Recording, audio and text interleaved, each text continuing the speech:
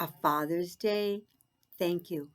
Because Father's Day is coming and you have some Father's Day projects in your packets. Harvey didn't know what to draw. He dangled his crayon above a blank sheet of paper. Just then his sister tiptoed down the hallway. "What are you doing?" asked Harvey.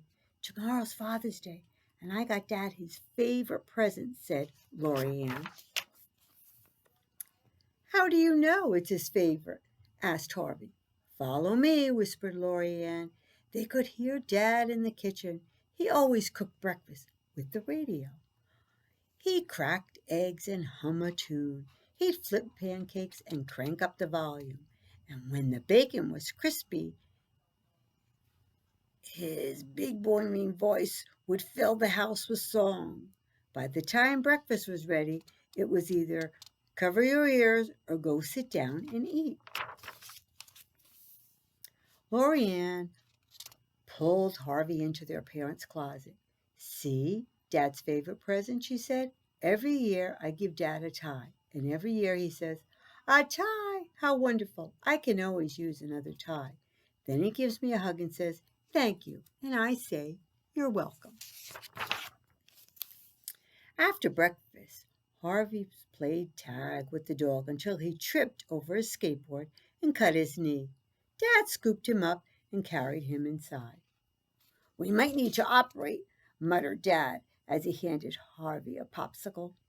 Then, as he cleaned up the cut, Dad told such silly stories that Harvey forgot to cry. Harvey thought Dad might like a popsicle for Father's Day, but figured if he was wrapped up one, it would probably melt. After lunch, Harvey wanted to ride his bike, but his tire was flat. His older brother, Martin, took him down to the basement to look for the pump. "What are you getting Dad for Father's Day?" asked Harvey. "The present Dad loves best," answered Martin. "Are you giving him a tie?"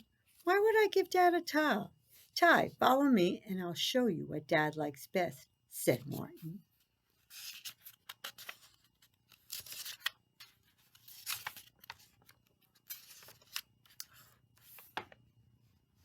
Mrs. Fisher's having trouble turning the page.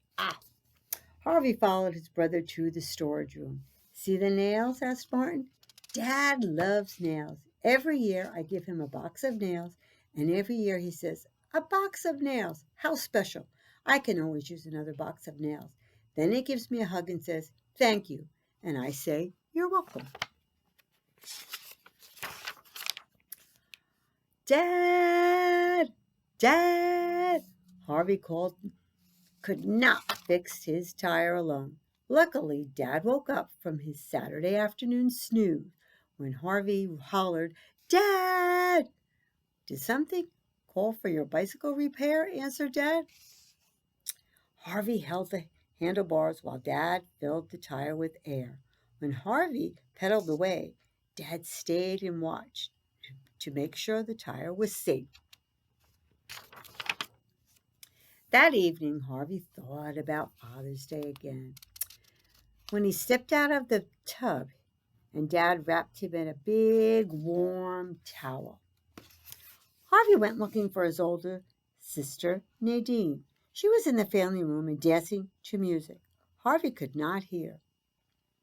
"Nadine!" yelled Harvey. Nadine pulled off her headphones. "What are you giving Dad for Father's Day?" "The present he looks forward to all year," Nadine replied. "Are you giving him a box of nails?" asked Harvey. "Why would I give him a box of nails?" said Nadine. "Open the cabinet and I'll show you what Dad likes best." Harvey opened the family room cabinet. "See," said Nadine, "Dad looks forward to getting golf balls. Every year I give Dad a box of golf balls, and every year he says, 'Golf balls, how thoughtful. I can always use more golf balls.' Then he gives me a hug and says, 'Thank you,' and I reply, 'You're welcome.'" Harvey trudged up the stairs to bed. All the wonderful, special, thoughtful gifts were taken. What was left to make Dad say thank you? "So, who's interested in a bedtime story?" asked Dad. "Me, me!" cried Harvey. diving into bed. When the story was over, Dad smiled and said, "I love you," and kissed Harvey good night. Harvey sat in the dark. He was not thinking about Father's Day. He was thinking about his dad. Harvey crept out of bed, picked up a crayon, and started to draw.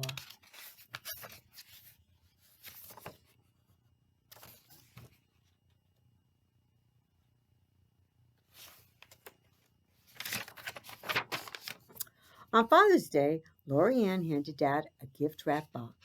"What could that be?" asked Dad, opening his present.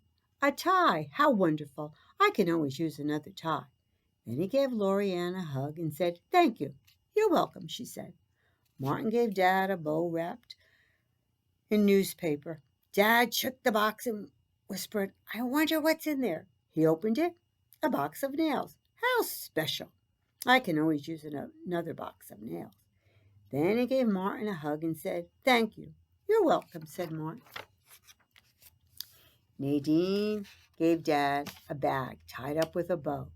"What could be in here?" asked Dad as he untied the bow.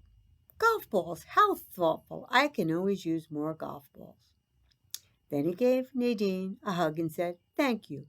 "You're welcome," she replied. Everyone looked at Harvey. He pulled a piece of paper from behind his back. Harvey held out his picture and said, "Thank you for being my dad." And that, I think, was probably the best gift of all, telling your dad how much you love him and he's the best dad. Happy Father's Day to all the dads.